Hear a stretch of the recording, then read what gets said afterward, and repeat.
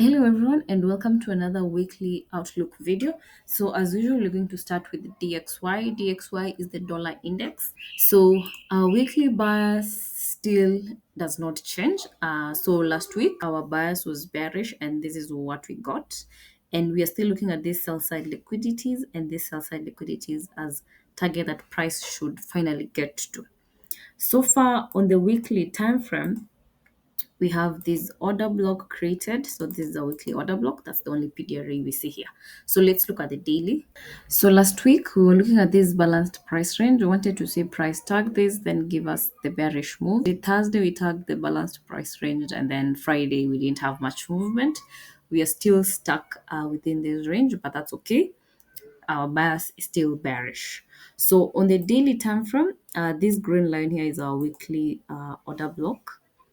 And on the daily, you can see we also have an order block here, and this is volume imbalance right here. And of course, price tagged this balance price range on Thursday. So we're anticipating bearish moves. So let's look at the 4 hour. On the 4 hour, you can see it's clear. After we tagged this, we got this bearish move. We have this fair value gap. Price has already tagged it. So we want to see more bearish moves. And I'm targeting these sell side liquidities and these sell side liquidities. These are our potential draw of liquidity for price this coming week. So let's look at USDCHF. USDCHF is positively correlated with DXY. So if you're expecting bearish moves for DXY, we also want to see bearish move with USDCHF. So this is the weekly last week. Let's move to the daily. So USDCHF, you can see price tagged on Thursday. We tagged this fair value gap, and then we got these bearish moves. So right now, the only PDRA we have here is this order block here, which was tagged on Friday. If you look at the 4 hour, you can see we have this fair value gap, and also we have this fair value gap, which price tagged this fair value gap, and then we got this bearish move. Here we have an order block, and this is our daily order block. Again, we want to see lower prices, so we might open the week, sweep these highs, and then we get our bearish moves, or we may just have our bearish moves and leave these highs intact. So let's look at GBPUSD. GBPUSD and DXY, they're negatively correlated. So if you're expecting bearish move for the dollar, if you want a weak dollar, then GBPUSD, you want to see it giving us bullish moves. Okay, so far we have an order block here, and we also have this gap here. This is a volume imbalance. So these are the only key levels we have on the weekly. Let's move to the daily. So if you look at the daily time frame, we have this daily order block here, which was tagged on Friday by price. And this is our weekly volume imbalance and our weekly order block. So when the week starts, of course, we're expecting next week bullish moves. So we still have more buy side liquidities that we want price to go for. So let's look at the 4 hour, and you can see this is our daily order block, which was actually tagged on Friday by price. So we tagged this, and then we got these moves here. So here on the 4 hour, we have this order block here. We might get a retracement to sweep some of this low before getting a bullish move, or the week will just start and we just get our bullish moves. That's what we want to see. So let's look at Euro USD. So Euro USD week from the weekly time frame, we have this order block here. So if we look at the daily, we have this daily fair value gap, which was tagged on Thursday by price, and then we got this move. You can see it is similar to DXY, where DXY on Thursday we got price tagged a daily key level, and Euro USD on Thursday we tagged this daily fair value gap. So let's look at the 4 hour. You might also see some similar structure on the 4 hour. So if you look at the 4 hour time frame, you can see we have this 4 hour fair value gap here, and price tagged this 4 hour fair value gap on Friday. So we are anticipating more bullish moves. So let's look at JPY Basket. Of course, we have been watching this weekly fair value gap for some time now. And finally, last week we got this bearish expansion lower.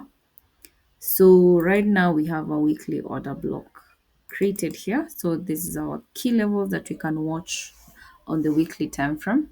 So if you look at the daily time frame, we have a daily order block here.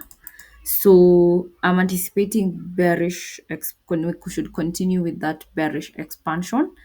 And I'm looking at this as a potential. We might actually retrace to this daily order block before we get our bearish moves, or we might get a deep retracement because of how JPY has been moving. You can see we've been wicking a lot and getting deep retracement. So I won't be shocked if we wicked to tag this weekly order block before we continue with our bearish move. So I'm watching those two key levels. So let's look at EURJPY, and we'll actually start with the weekly time frame. So when we are doing our weekly outlook for this week that just ended, we actually marked this weekly order block, and you can see we tagged that weekly order block before finally getting this move here. So let's look at the daily time frame. So far we have inverted this fair value gap here, which is good. So we might get a retracement to this fair value gap before we continue with the bullish move. That would be nice if we get that. So let's have a look at gold, and gold is at all-time highs as usual. We said when price is at all-time highs, you do not want to reverse trade, or you do not want to trade against the trend. So we are just still looking at bullish moves for gold. So if you look at the daily time frame, you can see we have this fair value gap which was tagged on Thursday. Then this is what we had on Friday. So again, if we look below here, we have this fair value gap here. These are daily fair value gap, and we also have this order block. So if this daily fair value gap is violated, then most probably we are coming for these key levels here, this fair value gap or this order block here. Like I said, we are at all-time highs, so I prefer sticking to the all-time highs bias and trend, in this case bullish trend. So if we look at the 4-hour time frame, we have this 4-hour fair value gap, which as you can see has been tagged by price severally. So we might use this to push price higher, or we might actually get a retracement, sweep these lows down here, and even maybe wicking to this order block before getting our bullish move. Or again, price might even actually come back down here and sweep all these lows before we get the bullish moves. But high probability, I'm looking at this level here. So let's look at NAS 100, and NAS 100, we have been at all-time highs again. When you're at all-time highs, you don't want to reverse trade, you just want to trade with the trend. So on the weekly time frame, we have this order block here. So let's look at the daily time frame. So on the daily time frame, we have this order block here. So this is what I'm watching. If you're going to get a retracement, so we might get a retracement to this before we get our bullish move, or we might fail to get here before we get a continuation. Or if we violate this, then we are probably likely coming for this weekly key level, because there's a weekly key level below here, and that is still a possibility. So here on the daily, we have a tiny volume imbalance that we might actually use it to push price higher, and then we fail to get to this daily order block and these weekly key levels. So these are the key levels I'm watching. So that is all I had prepared for this weekly outlook video. I wish you all the best in your trading.